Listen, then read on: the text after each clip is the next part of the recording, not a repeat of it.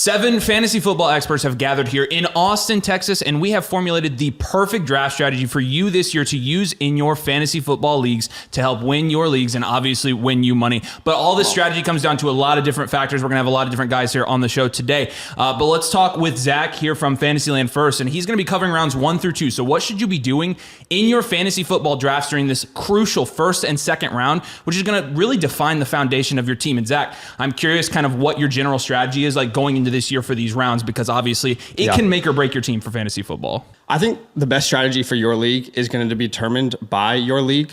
How many starters are in your lineup? What's your scoring format? I think all those things are so important. But for my leagues, if you're in a half PPR, PPR, I'm focusing on hitting an elite wide receiver in round 1 and then hitting a running back with RB1 upside in round 2. I've been calling it anchor round 2. A lot of people have been saying, well, that's just hero RB. It's the only difference is we're specifically targeting running backs in round 2, not round 1. And this is definitely ideal when you have like at least a couple flexes, but I'm not going around running back in round 1. A couple factors, like first off, we know this just in general, running backs do get the worst from a defense pretty much every single play. They're more likely to have like those season-ending injuries like ACL, MCL, whatever it might be. Risk, like I said, we want to avoid that. And what I did is I actually looked at the last 5 years, first round ADP, and basically we just asked the question, okay, at minimum, if I'm drafting a running back or a wide receiver in round 1, like top 6 should be what I'm expecting for them to finish. Right. If not top 12, like if I'm not getting a top 12 running back or wide receiver in round 1, what am I doing? Like I'm probably losing my draft straight away, right? Wasting your pick, essentially. So basically, here's what the research shows. Again, how often do running backs or wide receivers who are drafted in the first round finish top 12? Top 12 is such a low bar, but in the last 5 years, a running back has finished top 12 if you drafted them in the first round 52% of the time, wide receivers 75% of the time. In the last 3 years, that's even more significant. Wide receivers have finished top 12 in the first round 84%, while wide receivers or running backs still at 52. Now, if you push that to top 6, which, like, let's be honest, again, would you be happy with the top 12 running back or wide receiver if you draft in the first round? Probably not. You'd probably be like, okay. No, I'm looking for top 6 at least. Exactly. So top 6 should be like the minimum. All right. In the last 5 years, if you took a running back in round 1, they finished top 6 26% of the time. Wide receivers at 55%.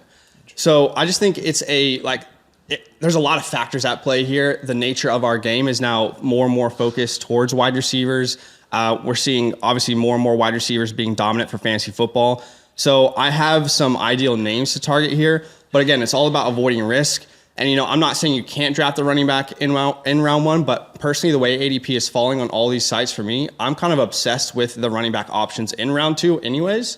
And I don't love the wide receivers. I feel like in the second round, you're getting a wide receiver that is maybe worth the third round as well. There's just so much volatility 100%, there. 100%. So that's the main idea. Just don't mess it up. Like, you have so many opportunities to hit upside from rounds 3 onwards. Just don't mess up the first 2 rounds, basically. Yeah, and so you mentioned safety and the importance of that in the first couple of rounds. I am curious because, like you said, there is inherent risk taking a running back, period, especially when you're investing such high draft capital in a running back. So who are some of the specific running backs that you'd say, hey, these guys are guys that I am comfortable enough taking in the first round or 2 that I know without a shadow of a doubt, almost, barring injury, are going to produce as a top running back in fantasy this year? So obviously, if you're going to ignore like my strategy, you would say Bijan, CMC, probably Gibbs is one of those names, although he's falling into round 2 now, and Breece Hall. Now, the running backs that I'm targeting in round 2 that I love will be Kyron Williams. Okay, I do think you should handcuff him, but only CMC scored more points per game at the running back position last year in a Sean McVay offense. Derrick Henry, who I think can fall into 15 touchdowns in that offense.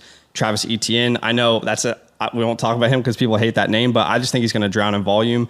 So those are like the 3 names I really love in round 2. You got your Devon Achans as well that have this ceiling that's, I mean, if he's healthy, can he be a top 3 guy? Probably. So Yeah, 100%. Yeah. Sorry, Saquon as well, JT, those guys fall into round 2. You see him going at the turn too. I mean, those are the same guys that we've pairing with riders. I 100% agree with you. We've really liked that strategy. In fact, the best teams I've drafted this year, I feel like I've gone safe wide receiver and then running back. For example, I was drafting at the 1-9 and I had Justin Jefferson fall there. And Justin Jefferson is probably not the safest wide receiver option in the first round. When I'm thinking safe for wide receivers, I'm thinking guys like Amon-Ra St. Brown, right? I'm thinking guys like AJ Brown even I like this year, more in the 110 to 112 range if you can get him there. But, getting Jefferson at the 109 and then pairing him with a Kyron Williams on the way back, I really like that start because I feel like it gives me an elite receiver that can build my team around, but also a high upside running back that could get a lot of workload, that could really raise the ceiling of your fantasy team. So I totally agree. And honestly, I think this year I've leaned more towards safe picks. Where in the past I've been shooting for upside a lot in the first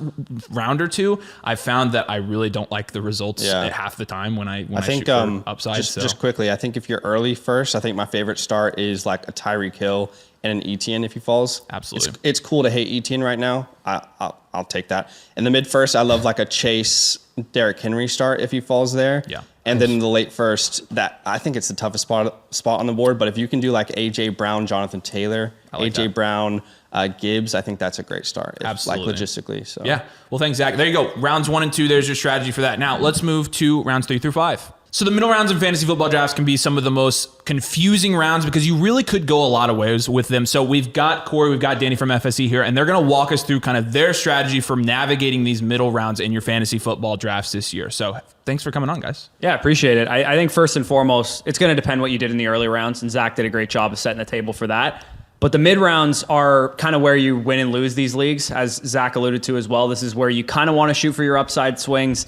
In the middle rounds, I'm very wary of the running back profiles we're going after. I think a lot of people out there listening who play in home leagues want to draft as many running backs as possible. But again, 19% of running backs since 2015 have missed 6 or more games. And a lot of those guys come typically in that RB 11 to 20 range where we're not so certain about the profiles to begin with.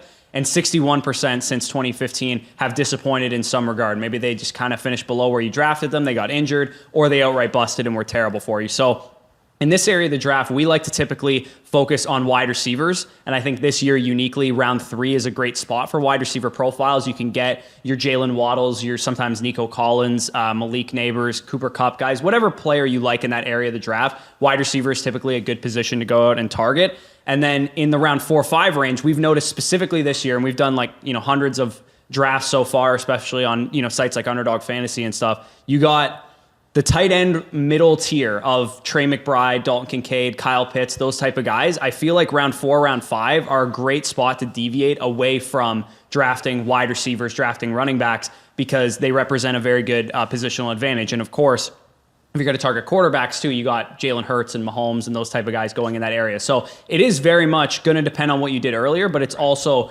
going to factor in kind of what you want to set the table for in the rest of your draft.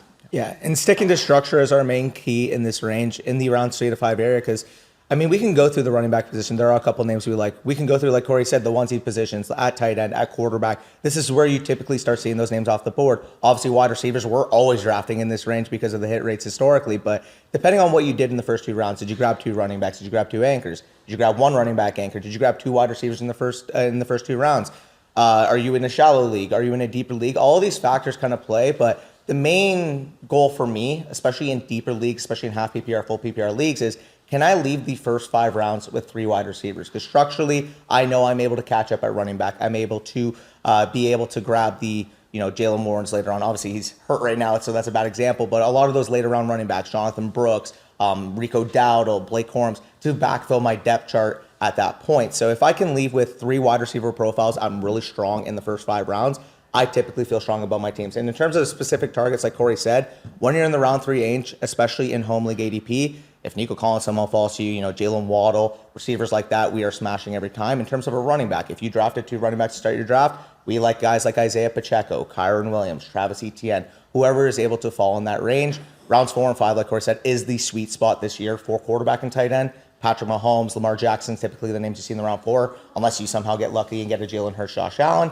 And then at tight end, like we said, whether it's Kincaid, whether it's Pitts, whether it's Mark Andrews, you tend to really like the structure of your teams after the first 5 rounds once you grab at least one of those onesies. So you talked about quarterback and tight end there, and I think that's a curious case because Nathan and I have advocated a lot for people to like kind of just punt, especially quarterback, and get like a quarterback, especially in home leagues where you see 10th through 12th round. You can get guys there like Jared Goff, like Brock Purdy, like Caleb Williams, like Justin Herbert, Tua, like all those guys I feel like have QB1 upside, right? And so are you more of an advocate of taking a quarterback here in like round 4, round 5? And if so, which quarterbacks do you think are actually worth taking versus like just punting, and the opportunity cost of just punting is really not that high compared to if you just took a quarterback here? Yeah, I think specifically with the quarterback position, in home leagues, it becomes more challenging because I think the Jalen Hurts, Patrick Mahomes, Josh Allen absolutely belong to go in this range. But it becomes tough because everybody knows those big names in your home leagues. They're going to get pushed up the board to some degree. I am much more of an advocate like you guys to punt quarterback and take the tight end early. Tight end is typically the position I will deviate away from drafting wide receivers, drafting running backs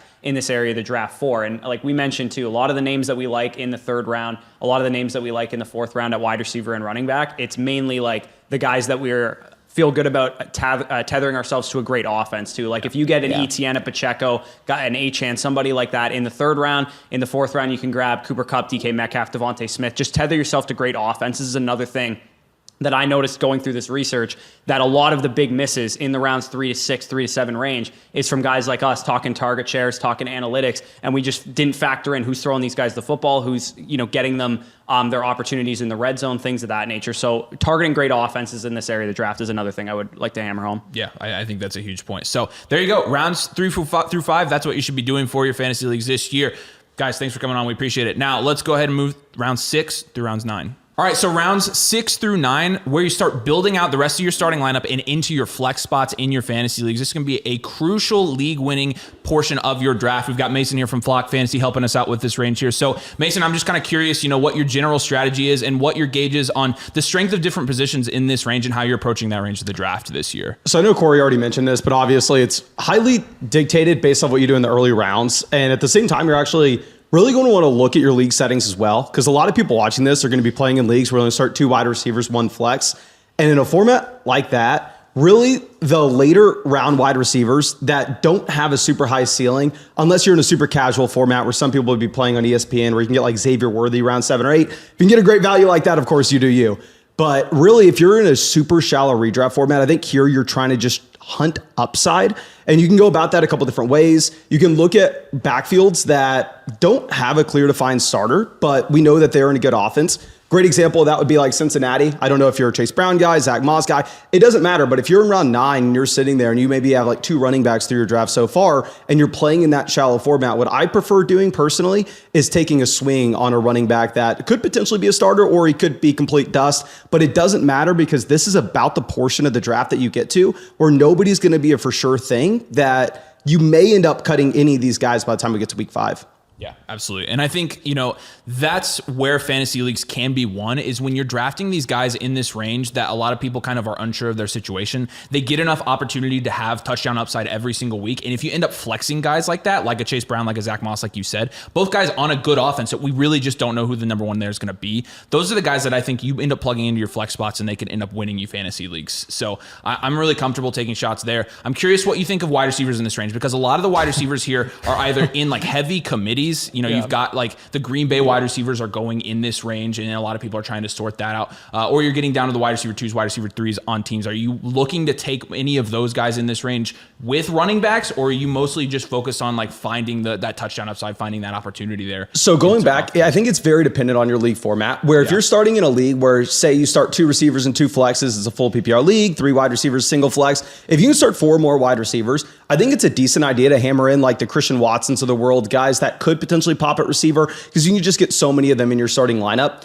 And so it's going to be geared towards your league settings and what you did earlier. I think what's maybe interesting pointing out in this range particular, what I've seen people make the mistake of doing is they see the elite quarterbacks and they see the elite tight ends going off the board in rounds 4 and 5. And they go, oh, okay, I guess I didn't draft Josh Allen or Jalen Hurts in round 4. So now I guess I have to take Joe Burrow or Dak Prescott in round 6. And what I would caution against is I really like going with the elite quarterback or the elite tight end in rounds 4 or 5.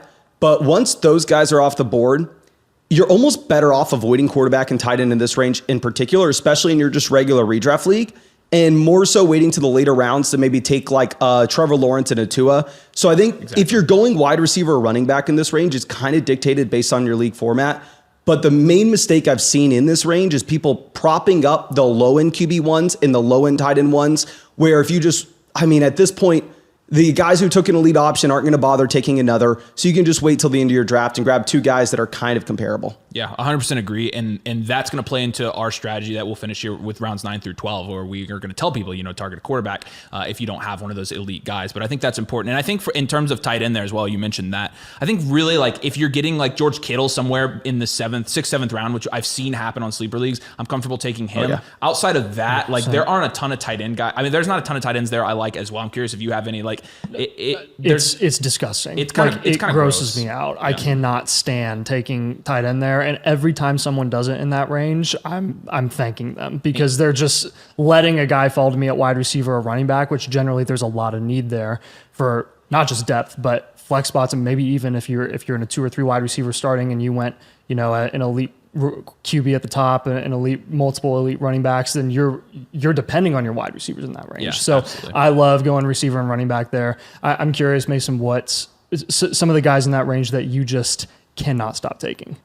So I've seen based off, like, it depends on your platform. If you're on the super casual ESPN Yahoo League, you can get Brian Thomas Jr., you can get Xavier Worthy. Yep. You can get these round 1 NFL talent wide receivers in good offenses that have all the upside in the world. And there, I think you need to be hammering them in. If you're playing with a bunch of people who know what they're doing, like we're going to do the Flock League in like 3 days, there's no way you're going to get Xavier Worthy in the 8th round there. Corey's going to take him in round 3. So I think that there you're a little bit stuck. But specifically in like your casual redraft league, if you can get one of those high-end rookie wide receivers and just shoot for the moon, because I think that's what, once you get to the later rounds, and this is the transition to the later rounds, it's all about upside, because you hopefully already have your foundational pieces at the top. Absolutely. Yeah. So again, takeaway from this, you're shooting for high upside here, running backs and wide receivers, mostly avoiding quarterback and tight end unless you get value fallers from the first segments of the round. But thanks, Mason. Appreciate you coming on, man. Let's get into the later rounds now. All right, so now let's finish off here with rounds 9 through 12 or 9 through 14, wherever you're going to finish your fantasy football drafts. And in this range, obviously, you're going to be making a lot of dart throws here, right? The reason guys are going here is because either A, they're young and unproven, B, they're veterans that are falling off, or C, we have no idea what their situation is going to look like. So I think one of the main targets that we have in this particular range is going to be, like Mason mentioned earlier, but some of these guys fall into, the 10th, 12th rounds.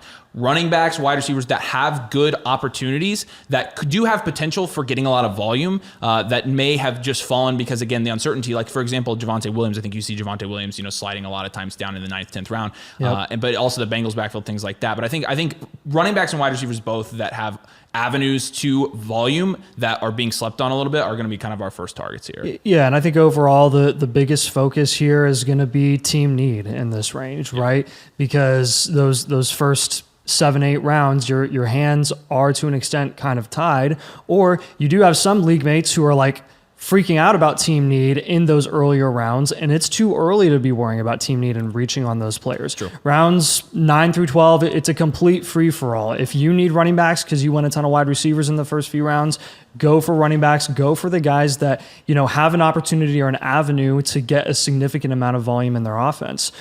Same applies to wide receiver and volume there, opportunity. If they have an avenue to be the second option in a pass-heavy offense, aka Darnell Mooney in the 12th round, then you want to be taking shots on those guys as well. And then quarterback and tight ends this is our favorite range. This is what we like doing in this range. So our official strategy recommendation, if you didn't get one of those elite quarterbacks or get like a crazy value on a quarterback, then taking a quarterback in this range and just punting quarterback and getting guys like Caleb Williams, guys like Tua Tagovailoa, guys like Justin Herbert even. I mean, I know a lot of guys will say, for one reason or another, they don't like those guys. But again, in a one quarterback fantasy league, which most of you guys are playing in one quarterback redraft leagues, there is something to be said about how much of an advantage having one of those elite QBs actually gives you at the end of the day compared to stacking your team with running backs, wide receivers that could be league winners in your flex spots. So if you do end up getting to these rounds without a quarterback, not to worry, because what we've noticed in home leagues and redraft leagues, we've seen really good quarterback value. I mean, mid quarterback ones like Brock Purdy easily going in this range, and he was the QB6 last year. And you'll probably get if everybody stays healthy, it's probably lower. But, even Jared Goff playing on one of the best offenses in the NFL with some of the best weapons in the NFL. I mean, him and Brock Purdy, kind of the same thing. Like, you're targeting quarterbacks in high octane offenses that have such good weapons that you can kind of let the weapons do the work for you, and they're going to score fantasy points just as a product of the talent that is on the team. And so drafting those guys, I feel really comfortable anchoring my team with a quarterback that I'm drafting in the 10th to 12th round this year. Yeah, and Lawrence and Herbert are two of those guys last year that were expected to be at least mid-producing QB1s, and because of the injury struggles, they ended up falling well outside that range, and now they're going in the same range as guys like Goff and Purdy, who you would admittedly say have cap ceilings, but they're going at the same price. So it's a great range to go there. And then tight ends, Dallas Goedert is a consistent faller in this range. I know he's in a crowded offense. I know he's not going to get a ton of insane volume all the time, but he has shown the ability to be hyper productive in that offense, despite playing alongside Devonta Smith and AJ Brown. I think he has that upside and ability this year if he can stay healthy. And then you've got fallers. I mean, Evan Ingram has fallen in this range as well, as far as the 9th, 10th round. He shouldn't be. Ferguson, I'm not big on Ferguson. If he falls to the 10th round or beyond, you need to be taking him there as well. Njoku. Yep. That's a big one. And then Ben Sinnott, Parkinson. Those are two later guys that you want to just take some flyers on if you can. And so, I think, like Nathan mentioned, it's going to be largely team need dependent here. So, you're going to have to finish rounding out your team. It's a lot more important in a redraft league than it is for, say, like in a dynasty league, like making sure that you actually have players to start on a weekly basis. But again, targeting people with high volume opportunity. And then, like I said, if you didn't get one of those elite quarterbacks or tight ends, filling out your roster with those guys. And then again, I've loved my drafts this year where I've been able to go running back and wide receiver almost exclusively through like the first 7, 8, 9 rounds. And then I can just fill my team out with those quarterbacks and tight ends that I'm getting here later. And most of the time, in your home leagues, depending on who you're drafting with, obviously, it's going to be different for every draft, but you should be able to get some really solid value there. Yeah, and one more thing here, like, do not be afraid to take a shot on a rookie in this range. Absolutely not. Right? Because their price is so low, their overall investment is so cheap that if they are 60-70% of what those high-end rookies are expected to be in 2024 that are going in the first 5-6 rounds, the payoff is going to be higher just because of how much you actually had to invest to go get them. It doesn't cost you anything. If they don't do anything for the first 4 weeks of the season, drop them and go pick someone up off waivers, because you already are going to have to do that. Like that's just what you're going to have to do. So don't be afraid to take shots on those rookies. I mean, guys in that range last year, Tank Dell was a huge one last year who a lot of people just decided to take shots on. We were against it and we were wrong. We're not going to fall for that again this year. We're going to be aggressive with taking rookies that we think have an avenue to be productive and get significant volume in that range. And this is where the fun of fantasy football comes in. This is where you can take your guys, the guys you like, and you've got just as good a chance at hitting on those guys as anybody. I mean, you see experts miss on guys like this all the time in this range. So this is where you kind of like, hey, I like this guy, I'm going to take him. That's also a fine strategy once you get to around 12, 13. Like, it's almost impossible to reach at that the point. risk is you can't so reach. diminished. There's no downside to doing that. So there you go. There is a full 12, 13 round strategy for your fantasy football drafts you can implement this year. We appreciate all the guys coming on. Make sure you subscribe to all of their channels. We'll link them down below here. And make sure you subscribe to our channel as well. We really appreciate that. Fun video. So thanks, guys. We'll have more for you this week, and we'll see you later.